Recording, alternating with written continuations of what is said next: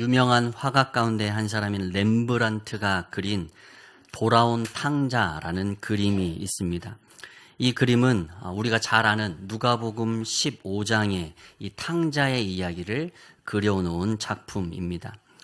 원래 번역이라는 것도 그렇죠. 원래 원문이 있는데 그것을 다른 나라 말로 번역할 때 이 번역하는 과정에서 번역자의 관점과 또 그 생각이 그 번역된 글에 묻어나게 되어 있습니다. 원문 그대로가 전달되기는 어려운 것이죠. 마찬가지로 이 그림도 마찬가지입니다. 누가복음 15장이라는 원문이 있지만 그것을 렘브란트의 관점과 그 시각으로 이걸 해석해서 이 그림을 그린 것입니다. 성경은 글로 되어 있으니까 그림으로 표현되어 있지 않으니까 렘브란트의 생각과 그 상상력이 그 그림에 포함되어 있겠죠. 그림을 보면 이렇습니다. 잘 보이실지 모르겠는데 저게 이제 렘브란트가 그린 돌아온 탕자라는 작품입니다. 첫 번째 그림에 고정시켜주면 좋겠고요. 네. 렘브란트는 빛의 화가라고 부를 정도로 빛을 잘 사용하는 화가입니다. 그림을 보면 전체적으로 다 어둡죠.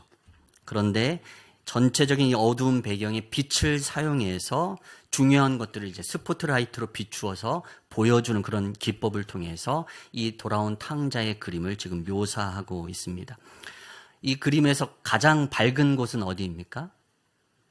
저기 지금 아버지로 묘사되는 그 사람하고 또 무릎 꿇고 있는 그게 이제 돌아온 탕자 둘째 아들인데 거기가 가장 밝게 비추어져 있죠. 이제 거기가 연극으로 하면 거기가 주 무대입니다. 지금 주인공은 지금 두 사람입니다. 아버지 그리고 그를 맞이하는 둘째 아들을 맞이하는 아버지, 이 두 사람이 주인공입니다.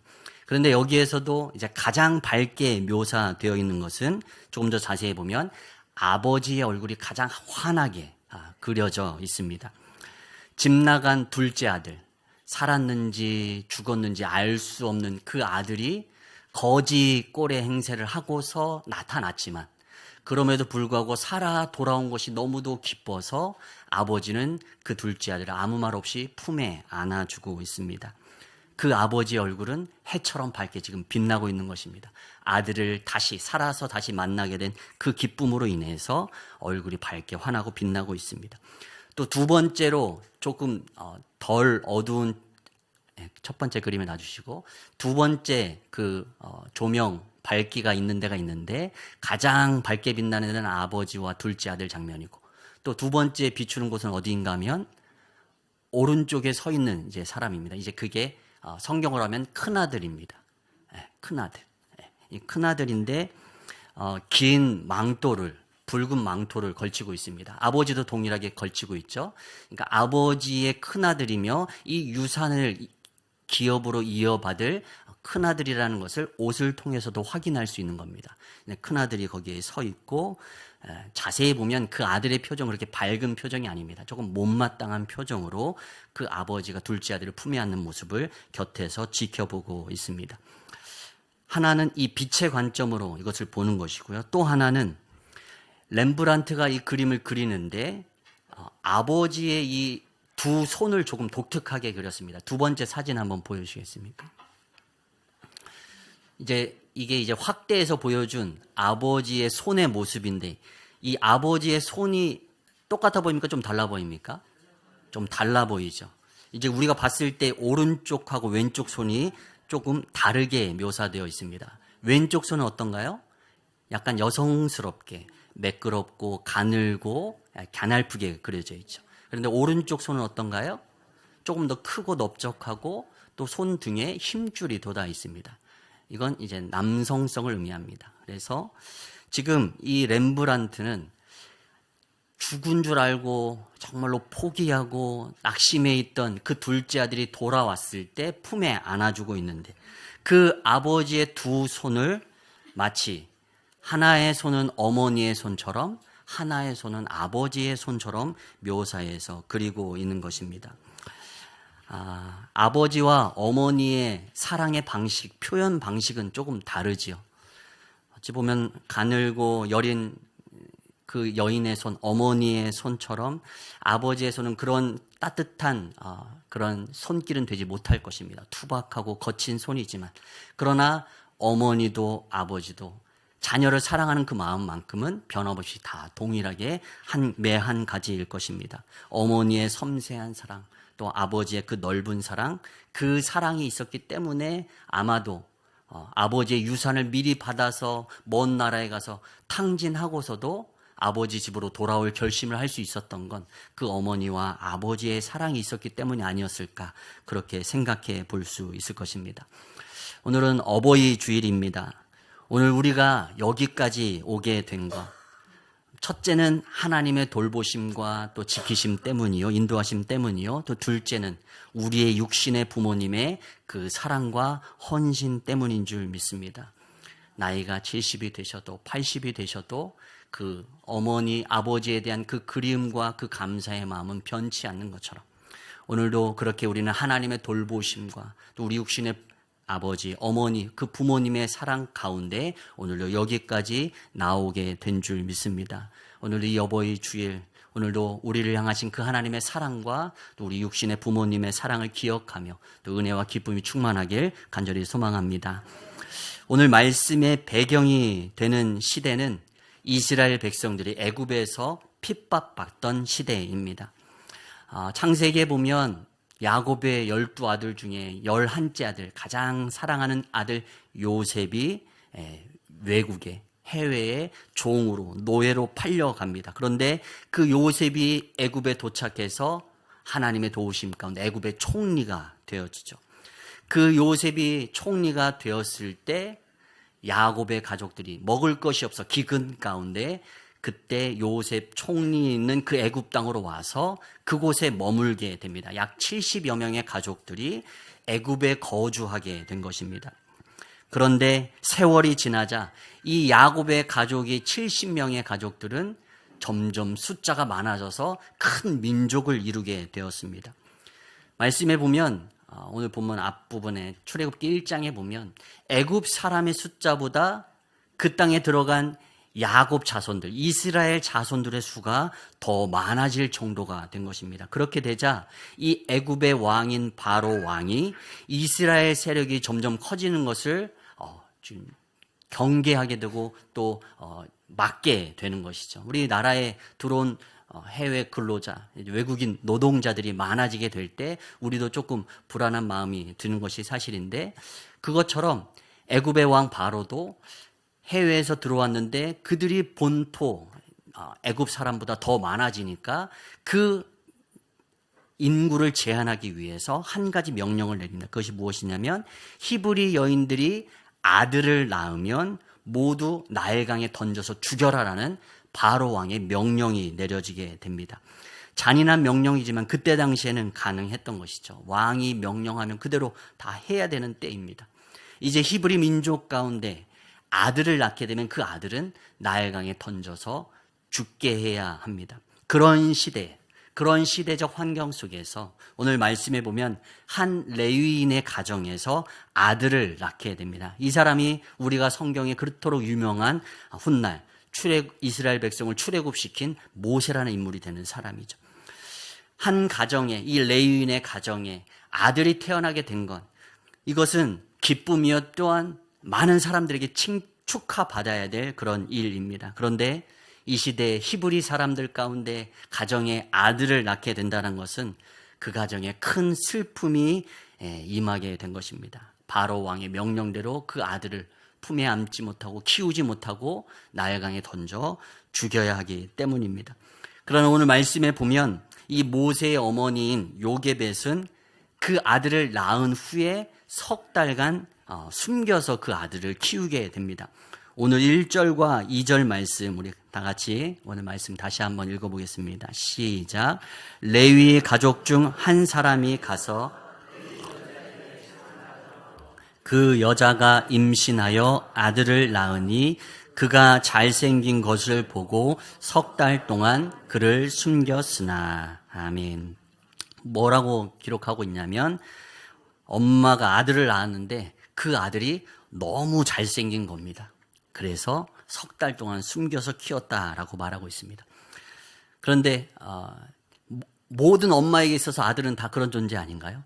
누가 엄마가 아들을 낳고 예뻐 보이지 않는 엄마가 어디 있겠습니까? 오늘 이 말에 이 잘생겼다라는 단어로 번역된 그 원어의 뜻은 토브라는 단어인데 좋다, 아름답다라는 의미를 갖고 있습니다. 이 단어가 일전에 쓰인 곳이 있는데 창세기에 보면 하나님이 태초에 천지를 만드시고 보시기에 심히 좋았더라 했을 때 그 단어가 토브라는 단어입니다. 하나님이 그의 레위인의 가정에 아들을 주셨는데 하나님 보시기에 그가 아름다웠다, 좋았더라 라는 말에 그 의미가 이 잘생겼다 라는 이 말 안에 담겨져 있는 것입니다. 오늘 이 구절을 사도행전 7장 20절에서는 이렇게 묘사합니다. 우리 같이 한번 함께 읽습니다. 시작. 그때에 모세가 낳는데 하나님 보시기에 아름다운지라 그의 아버지의 집에서 석 달 동안 길리더니. 아멘. 모세를 낳고 보니 엄마가 보았더니 잘생겼더라. 그래서 석 달 동안 숨겨서 키웠더라가 아니라 하나님 보시기에 합하고 좋고 아름다운 그러한 모세였기 때문에 모세의 부모가 그 모세를 위하여서 목숨을 걸고 석 달 동안 모세를 키운 것입니다. 모세의 어머니 요게벳이 믿음의 눈으로 본 것입니다. 하나님의 관점으로 본 것입니다. 토브, 그 아들을 보았더니 하나님께서 크게 쓰실 하나님의 사람이라는 것을 믿음의 눈으로 보고 좋았더라, 잘생겼더라, 아름다웠더라 고백하며 목숨을 걸고 3개월간 아들을 키운 것입니다. 그런데 오늘 본문 3절은 이렇게 그 앞부분에 이렇게 기록합니다. 더 숨길 수 없게 되매. 석 달 동안 숨겨서 키웠는데 이제는 더 이상 숨길 수 없게 된 것입니다.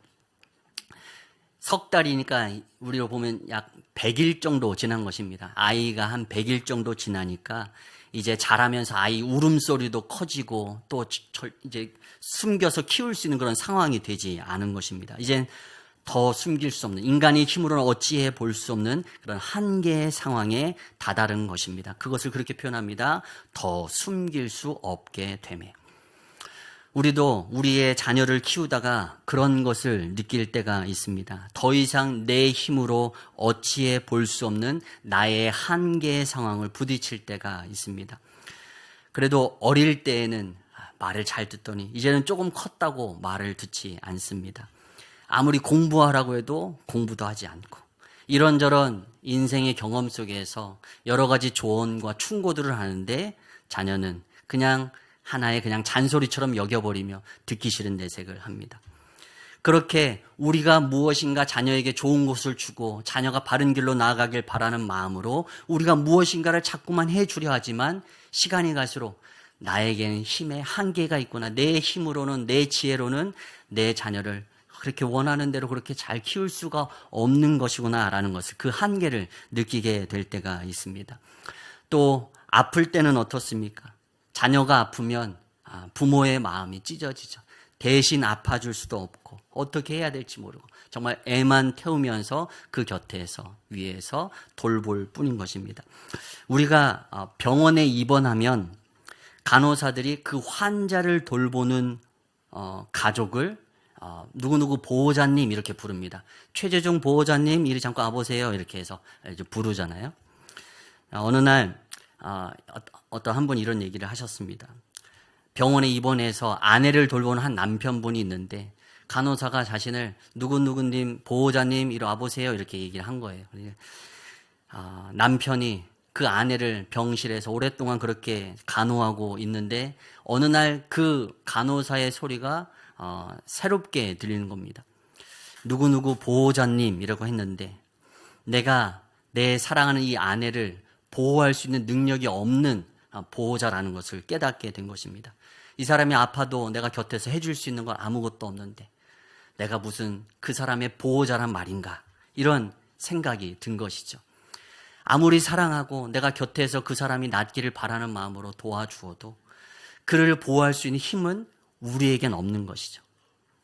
우리는 부모이지만 그렇게 우리의 자녀를 보호해 줄 수 있는 보호자는 아닌 것입니다. 우리는 보호자라는 이름을 갖고 살았고 그리고 살고 있지만 우리는 우리의 한계가 있습니다. 우리의 자녀를 돌볼 수 있는 한계가 있고 또 우리의 자녀를 또 그렇게 바른 길로 나아가게 할 그 힘이 우리에게는 부족하다라는 것입니다. 내가 다 해줄 수 없고 내가 자녀를 위해 다 책임져 줄 수 없습니다. 오늘 말씀에서도 말합니다. 요게벳이 그렇게 숨기고 숨겨서 그렇게 하나님 보시기에 아름다운 그 모세를 키워보고자 했지만 더 숨길 수 없는 상황을 맞닥뜨리게 되는 것입니다. 오늘도 우리의 자녀들을 우리가 부모로서 품고 돌보고 또 도와줘야 되는데 부모로서 한계가 느껴질 때가 있습니다. 우리는 그때 겸손히 하나님 앞에 내가 내 자녀를 책임질 수 없고 내가 내 자녀를 도와줄 수 없는 연약한 존재라는 사실을 겸손하게 하나님 앞에 인정하고 고백해야 될 줄 믿습니다. 때로는 부모가 이 한계를 인정하지 못할 때도 많습니다.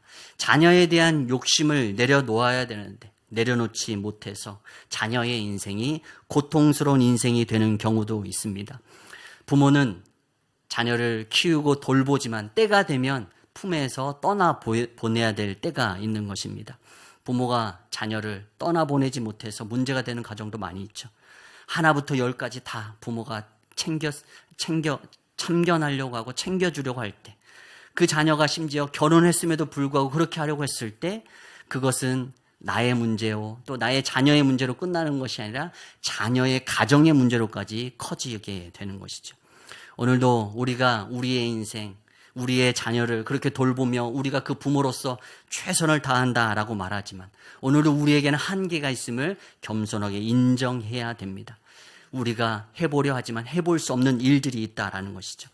시편 127편 1절에서는 이렇게 하나님이 말씀하십니다. 우리 같이 한번 읽겠습니다. 우리 여호와께서 시작. 여호와께서 집을 세우지 아니하시면 세우는 자의 수고가 헛되며 여호와께서 성을 지키지 아니하시면 파수꾼의 깨어 있음이 헛되도다. 아멘. 아무리 노력해서 집을 세운다 할지라도 하나님이 도와주시지 않으면 그 수고가 헛되고, 아무리 파수꾼이 성을 지킨다고 밤새도록 그 성벽을 서성인다 할지라도 하나님이 도와주시지 않으면 그 파수꾼의 깨어있음이 헛되다라고 말씀하십니다. 오늘도 우리가 아무리 노력해도 할 수 없는 것, 우리는 그 한계를 인정해야 합니다. 요게벳도 그 한계를 만나고 있습니다. 더 숨길 수 없게 되며 요게벳이 그 한계의 순간을 마주대한 것처럼 우리도 반드시 그러한 순간을 맞이할 때가 있을 것입니다. 내 힘으로 내 지혜로 어찌해 볼 수 없는 그런 상황 가운데 오늘도 우리는 그럴 때 하나님을 바라보아야 할 줄 믿습니다. 두 번째, 그렇기 때문에 우리의 한계를 겸손히 인정하고 우리가 해야 될 일은 무엇인가? 부모로서 우리의 자녀들을 위해서 더욱 기도하는 것인 줄 믿습니다. 부모가 아무리 한계가 있다 하더라도 우리가 할 수 있는 것 한 가지가 있는데 그것은 바로 하나님을 향한 기도인 줄 믿습니다. 오늘 모세의 어머니 요게벳은 모세를 더 이상 키울 수 없게 되자 무엇을 하게 되냐면 갈대 상자를 만들고 거기에 역청과 나무 지인을 발랐다라고 칠했다라고 오늘 말씀에 기록하고 있습니다. 오늘 3절 말씀, 우리 3절 말씀 함께 읽겠습니다. 시작. 더 숨길 수 없게 되매 그를 위하여 갈대 상자를 가져다가 역청과 다닐강과 갈대 사이에 두고. 아멘. 갈대로 엮어서 상자를 만든 것입니다. 아이가 들어갈 수 있는 상자를 만든 것이고 거기에 이제 안팎으로 칠을 하는데 역청과 나무진을 바른 것입니다. 역청은 우리가 석유에서 얻게 되는 부산물인데 우리가 흔히 생각하면 그 아스팔트 우리 재료가 되는 게 이게 역청입니다. 검은색 찐덕찐덕한 그 반고체 상태 그게 이제 역청인데 이게 이제 바벨탑을 쌓을 때도 이 역청이 사용됐습니다. 아마 이제 땅에서 자연적으로 솟아난 석유가 있을 때 그 근처에서 역청을 얻을 수 있었겠죠. 끈적끈적하기 때문에 접착력이 있고 또한 그것을 바르면 방수의 기능이 있습니다. 그래서 이제 바벨탑을 쌓을 때도 이것을 사용했는데 갈대로 상자를 만들고 요게벳이 이것을 안팎으로 바른 것입니다. 나무 진도 마찬가지입니다. 나무에 상처를 내면 진을 우리가 뿜어내게 되는데 그것이 바로 끈적끈적하고 또 방수 역할을 하게 되죠. 이 역청과 나무 진을 안팎으로 갈대 상자에 칠합니다. 방수의 목적을 가지고 있는 것이죠. 요게벳은 더 이상 숨길 수 없는 그런 한계의 상황 속에서 포기하지 않고 그가 할 수 있는 한 가지의 일을 하는데 갈대 상자를 만들고 그 갈대 상자가 물 위에서 둥둥 떠다닐 수 있도록 그 안팎으로 역청과 나무 진을 칠하는 것입니다. 이것이 한계가 있는 부모임에도 우리가 마땅히 그 자녀를 위해서 감당해야 될 사랑의 수고요 또 사랑의 노력인 줄 믿습니다. 갈대 상자에 칠한 그 역청과 나무 진처럼 오늘도 우리가 우리의 자녀들 위해 마땅히 감당해야 될 사명이 있는데 그것이 바로 기도인 줄 믿습니다. 내가 내 자녀의 인생을 대신 살아줄 수 없고 그 모든 것을 다 내가 대신 해줄 수는 없지만 험한 세상의 물결 속에 파도 속에서 살아가는 우리의 자녀들 삶 속에 물이 침범하지 못하도록 안팎으로 역청과 진을 바르듯 하나님께 간구하며 우리의 자녀들 살려달라고 보호해 주시라고 인도해 주시라고 기도하는 사명이 바로 우리의 부모의 사명인 줄 믿습니다. 베드로전서 5장 7절의 말씀입니다. 우리 같이 한번 베드로전서 5장 7절 말씀 함께 읽습니다. 너희 염려를 다 주께 맡기라. 이는 그가 너희를 돌보심이라. 아멘. 우리의 모든 염려를 하나님 앞에 다 맡기라고 말씀하십니다. 그러면 우리의 염려를 기도를 통해서 다 하나님께 맡기면 부모인, 육신의 부모인 우리보다 더 뛰어나신 하늘 아버지께서 우리의 자녀를 돌보시고 그 걸음을 친히 인도해 주실 줄 믿습니다. 태어난 지 석 달밖에 되지 않은 그 아이를 갈대 상자에 넣어서 그 강가에 띄워 놓을 때 그 엄마의 마음이 얼마나 아프고 걱정이 됐겠습니까? 그런데 그 어머니 요게벳은 이 갈대 상자 안팎으로 꼼꼼히 역청과 나무 진을 바르고 그렇게 자녀가 믿음 안에서 그렇게 생존할 수 있도록 위해서 힘써서 노력했습니다. 오늘도 우리의 삶에 이와 같은 부모의 모습으로 또 열심으로 기도함으로 또 우리의 자녀가 하나님의 돌보심과 인도하심 가운데 살아가도록 그 사명 감당하는 믿음의 부모가 되길 간절히 소망합니다. 마지막 세 번째, 요게벳은 그렇게 정성껏 준비한 갈대 상자에 아들을 담아서 나일 강가에 그 갈대 사이에 그 아이를 둡니다. 모세의 삶을 자신이 붙들고 이거 어떻게 해야 되나 끙끙 앓는 것이 아니라 이제는 더 이상 할 수 있는 것이 없기에 하나님 앞에 하나님 손에 내어 맡긴 것입니다. 오늘 이 갈대 상자라는 단어가 히브리어로는 테바라는 단어입니다. 테바. 이 모세가 이 안에 들어간 갈대 상자가 히브리어가 테바인데 이 테바라는 히브리어는 또 다른 말로 번역될 때 방주라는 말로 번역이 됩니다. 똑같은 단어입니다. 동일한 단어입니다. 창세기의 말씀에 보면 노아가 그 온 세상에 물이 가득했을 때 하나님의 명령대로 테바, 이 방주를 만들죠. 이 방주의 특징은 무엇이냐면 그냥 그게 이제 배가 아니고 방주인데 그 방주의 특징은 뭐냐면 배처럼 돛이나 키가 없습니다.